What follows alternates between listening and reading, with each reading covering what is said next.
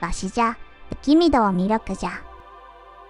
この動画では、最近わしがメインで使用しているマルチレトロゲームコンソール、ポリメガについて具体的に紹介していくのじゃ。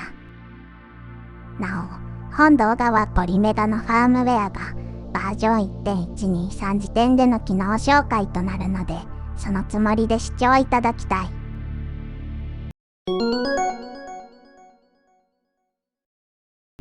今回のテーマはこれじゃ。システムメニューはトップ画面の左側メニューの一番下にあるシステムより開くことができる。メニューの内容は上記の通りじゃ。ホームと電源オフ、再起動はそのままなので、今回はそれ以外のメニューについて紹介していくのじゃ。と言っても、わしもよくわからない機能もあるので、そういう部分の詳細はご容赦願いたい。また、検索についても、こちらは基本編3で説明したコレクションの検索機能と同じなので、割愛するのじゃ。このデータベースで開く画面は、コレクション画面と似ているのじゃが、左上の表示を注目してほしい。12,915ゲームといい表示からわかる通り、ここで表示されているのはポリメガに登録されているすべてのゲームのデータベースじゃ。コレクションと違い、ユーザーの所持、未所持に関係なく、すべて表示されている。もちろん、コレクションと同様の検索も可能じゃ。これであらかじめデータベース上に存在するか、また存在するとしてもバージョンはいくつまで登録されているかなどを確認することができる。例えば、メガドライブのスーパー大戦略は2バージョンが登録されている。未装着となっているのは、コレクションに登録されていないということじゃな。この場合、わしはレブ8となっているバージョンは所持していないことになる。ただ、レブ8が、いわゆる前期か後期かはわからないので、実際インストールしてみる必要がある。少なくとも、スーパー大戦略は2つのバージョンをインストールして両方遊ぶことができるのじゃ。もちろん、対応していない場合もある。例えば、プレイステーションの死者の呼び方は、初期バージョンはバグがあり、修正されたバージョンが存在する。しかし、ポリメガのデータベース上は1つのバージョンしか存在しない。初期版しかデータベースで認識しないため、修正バージョンを入れても、ゲームメディア扱いとなり、基本編1で紹介した拡張インストールで対応するしかない。ポリメガ公式のアップデートでデータベースを修正してもらうしかないのじゃ。あとは、このようにプラットフォーム別でフィルタ機能を使い、インストール完了で検索することで、自分が所持しているゲーム、していないゲームを見分けることもできる。わしの場合、スーパー 32X で所持していないのはこの3つのタイトルということじゃな。あとは、やはり海外版も含めて、ほぼすべてのタイトルが紹介文や画像付きで掲載されているので、眺めているだけで楽しくて、物欲も刺激されること間違いなしの機能じゃ。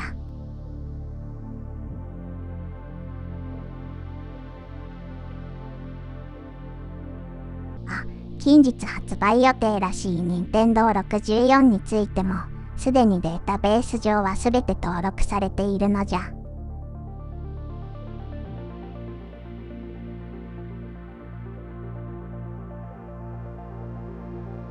これはトップページでもほぼ同じことが可能じゃ。画面キャプチャしたデータを閲覧したり、削除したりすることができる。また、USB などで別のストレージをつないでいれば、データを移動することもできる。キャプチャした画像を PC などで使いたい場合には便利な機能じゃ。ただ、基本編にでも紹介した通り、解像度が低かったりしてあまり使えないので、おそらく普通にキャプチャボードから取り込んだ画像をスクリーンショットした方が良いと思うのじゃ。これも基本編2で紹介したコントローラーの管理と同じ機能じゃ。ゲームを起動していないので、連射やアナログ、振動などの設定はできず、ただコントローラーを追加で接続したり、認識し直したりしたいときに使う機能じゃ。今回のメインがここじゃ。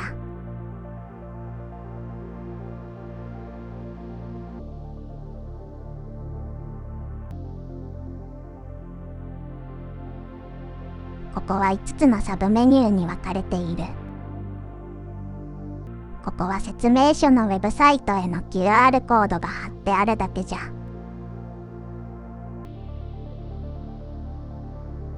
ここには個人情報の保護方針などが英語で記載されている。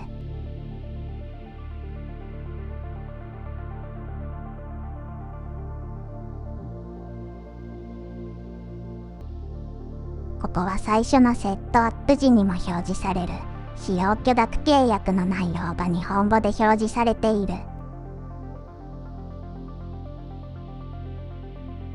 ユーザーが所持していないゲームのデータをインストールすることを禁じていたり、インストールした後にゲームを手放す場合はデータを削除することなどが記載されている。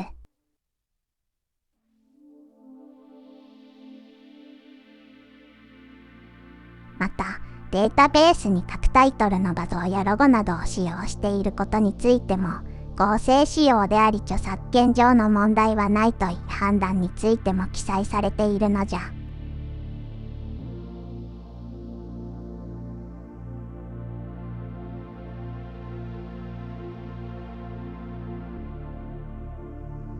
これはポリメガのシステムのベースとなっている。ユニックス系オペレーティングシステムと周辺アプリケーション群についてのライセンス表示じゃ。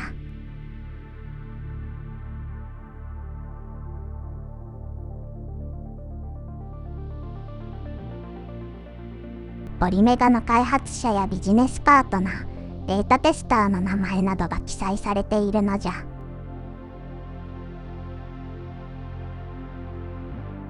ツイッターで見かける名前もちらほらとあるな。あと、データベースの情報提供で、駿河屋とかの名前があるのが気になるのじゃよ。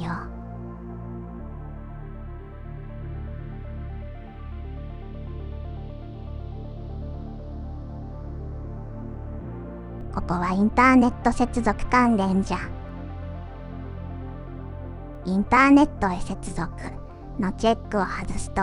接続を切断することができる。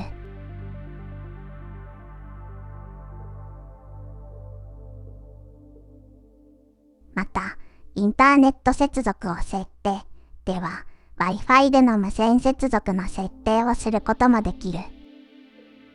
ただ、ポリメガには、異適マークがなく、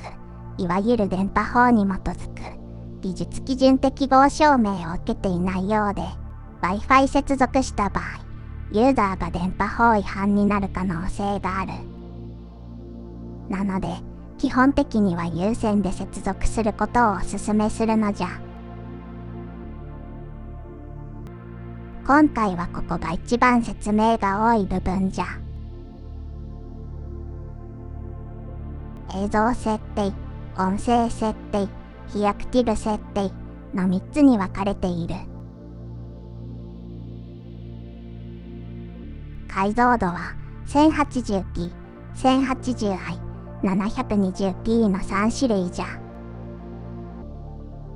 基本的には使用するモニタに合わせて選べばよい。あえて解像度の低い 720p にすると、よりブラウン管に近い表示でゲームを楽しむことができるのじゃ。参考までに 1080p と 720p のゲーム映像を並べてみたのじゃ。明るさの微妙な違いはさておき、720p の方が若干画素が粗いのが分かれば幸いじゃ。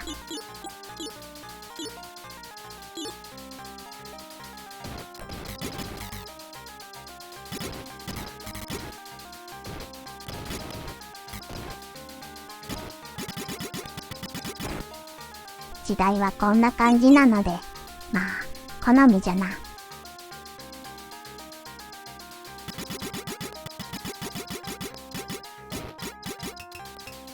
これはよくある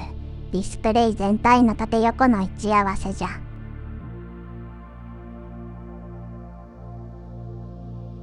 R4 やバッチャ2など比較的後期はインターレース表示に対応したゲームが多かったが、インターレース表示時のブレを軽減することができるらしい。ただ、わし抜きのせいかもしれないのじゃが、チェックを外した方がブラーが軽減されているような気がするんじゃよな。これ、逆になっているんじゃなかろうか。また、このチェックを入れるとやはり処理に負荷がかかるようで、サターンのシューティングなどでは音飛びが発生するようになったという話もあるようじゃ。チェックを外すことで解消したらしい。わしはあまり音飛びは気にならないので、個体差があるのかもしれないが、覚えておくと良いのじゃよ。これは PS4 などにもあるが、フルレンジにチェックを入れることで、色調を最大限まで活用することができる。黒がよりくっきりとするなどの効果があり、特に HDR のディスプレイを使っている人には恩恵が大きいと思うのじゃ。とはいえ、昔のブラウン管のような淡い色合いの方が良いという人もいると思うので、好みで選ぶのじゃ。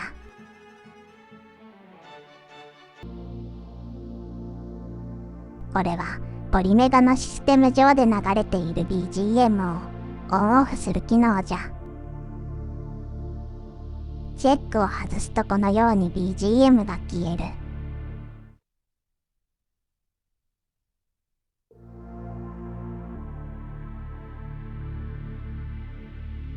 これはユーザーがポリメガ上のシステムで決定などをした時の効果音をオンオフすることができる。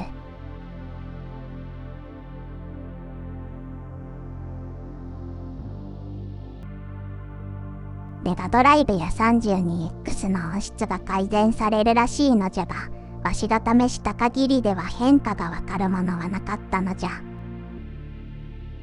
バージョン 1.08 で追加された機能じゃが、これについてはよくわからんのじゃ。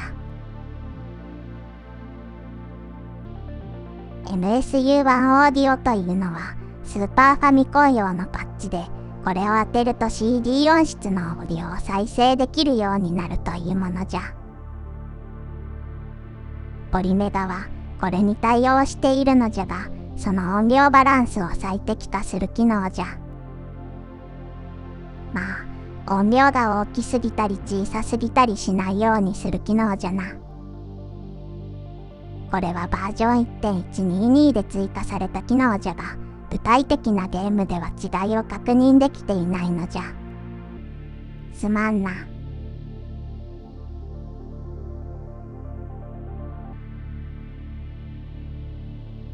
これは別の機会に説明するが、システム音楽を任意の音楽に変更することができるようになった。変更した後に、ポリメガ標準のこの BGM に戻したいときに使う機能じゃ。現在は標準の BGM なのでグレーアウトしているのじゃよ。なお、映像設定と音声設定はゲーム中のメニューからも同じメニューを開くことが可能じゃ。これを選択すると非稼働期間と非活同時の対応が選べる。これはいわゆるパワーセーブとスクリーンセーバーの設定じゃ。バージョン 1.120 で追加された機能じゃ。一定時間コントローラーに入力がないと選択したスクリーンセーバーが起動する。非稼働時間はスクリーンセーバーが起動されるまでの時間じゃ。パワーセーブしない5分、15分、30分、1時間から選ぶことができる。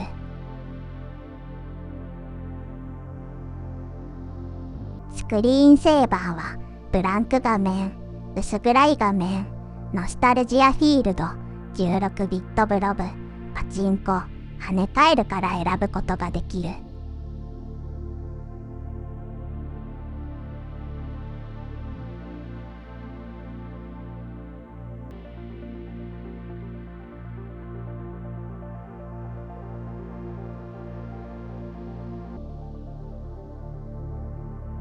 やはりなんといっても、わしが一番好きなのはノスタルジアフィールドじゃな。データベースに登録されたゲームをランダムに表示するらしく、これをずっと見ているだけでご飯3杯はいけるのじゃ。あくまでデータベースに登録されたゲームなので、自分のコレクションではないのじゃよ。これは接続したストレージの管理画面じゃ。ちなみに、ポリメガに標準で搭載されている 30GB のストレージは内部ストレージと表示され、名前の変更もできない。OS などで 8GB くらい使用しているので、ユーザーが使えるのは残り 20GB くらいじゃな。SSD や USB 経由でのストレージについても、それぞれ接続しているものが表示される。B ボタンの表示を選ぶと、インストールされているゲームが表示され、検索も可能じゃ。あまり意味はないが、ゲーム機ごとにストレージを分けたりするときは便利かもしれないのじゃ。管理メニューからは、デバイス名の変更やフォーマットもできる。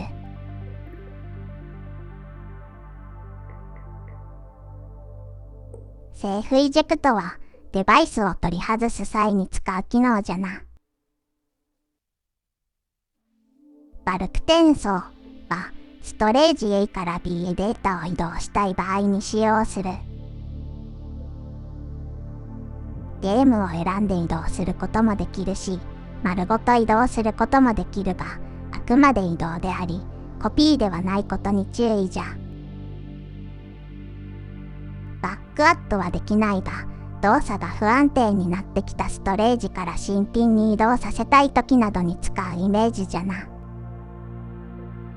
なお、内部ストレージには、プレオーダー時におまけとして収録されていたゲームのデータがある。今後の出荷分でどうなるかは不明じゃ。また、内部ストレージの場合、管理メニューには、セーフイジェクト、バルク転送しかないのじゃが、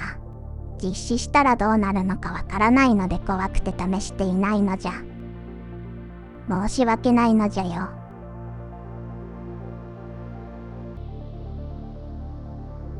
これは、各ゲームの詳細画面でのサジェスト表示についての機能じゃ。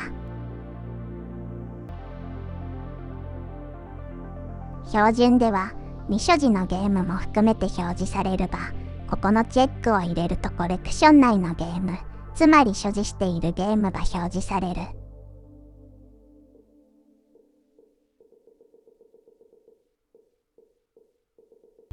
ご覧の通り、チェックのあるなしでかなりサジェストの内容が変わってくるのじゃ。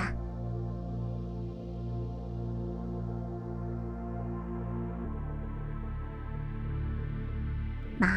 これも好みで選ぶ項目じゃな。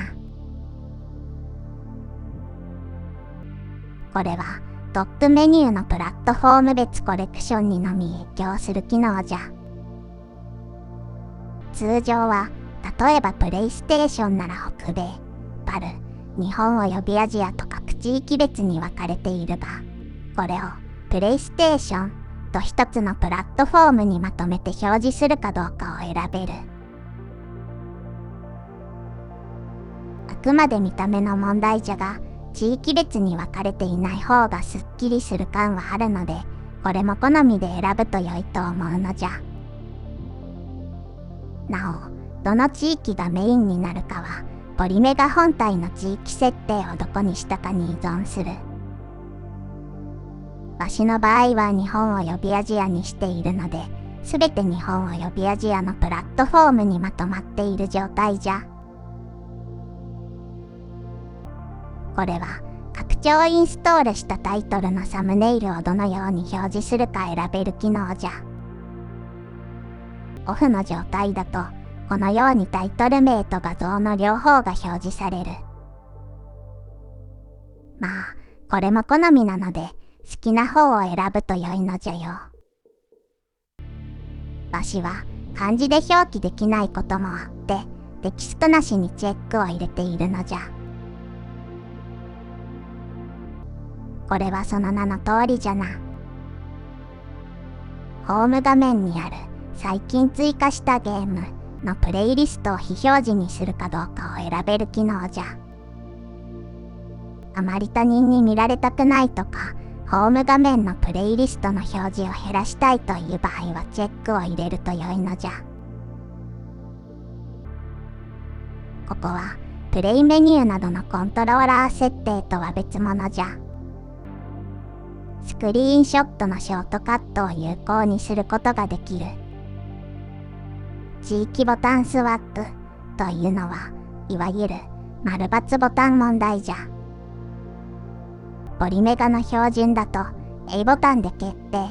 B ボタンでキャンセルとなっているが、このチェックを入れることで B ボタンが決定、A ボタンがキャンセルに変更することができる。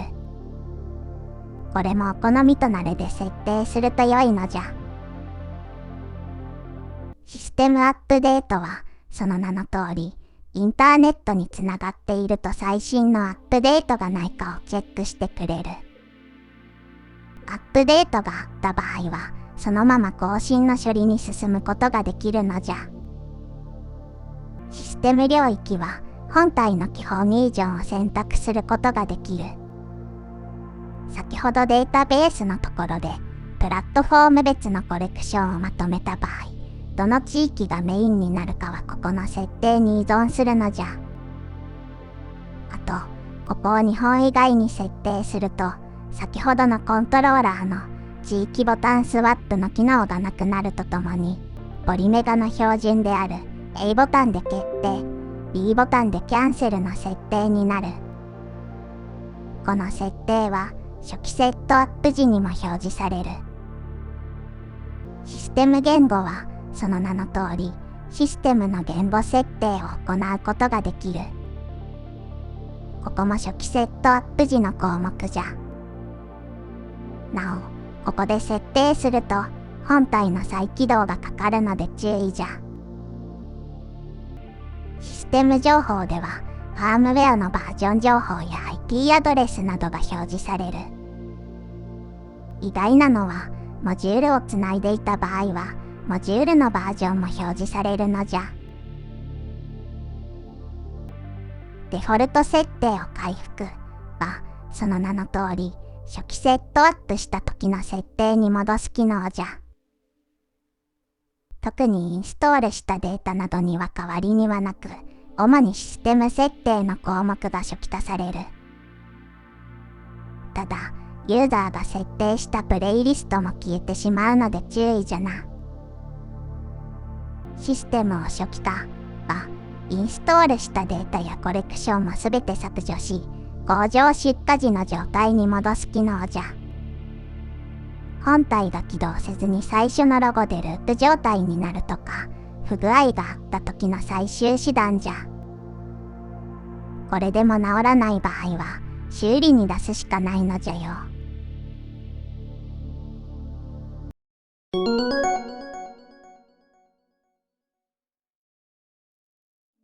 ポリメガに登録されたすべてのゲームを検索したいときは、システムのデータベースから見ることができる。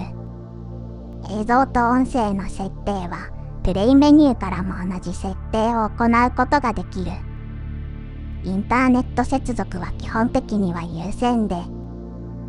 スクリーンセーバーの設定は映像の設定から行う。コントローラーの決定ボタン変更はシステムのコントローラー設定から行う。ポリメガ本体のファームウェアの更新確認及び更新処理はシステムメニューから行う。本体の初期化もシステムメニューから行うことができる。動画の中でも説明した通り、結構細々としたシステム周りの機能がアップデートで追加されているのじゃ。中でもスクリーンセーバーの機能は、開発陣のレトロゲーム愛が感じられて、わしは好きな機能じゃよ。というわけで、今回はここまでじゃ。次回からは応用編として仮想ディスプレイやチートなどの個別機能を紹介していく予定じゃ。ポリメガの実際の機能や使い方について聞いてみたいことや知りたいことがあればコメント欄に記載してくれ。今後の動画の参考にさせていただくのじゃよ。では次回もよろしくな。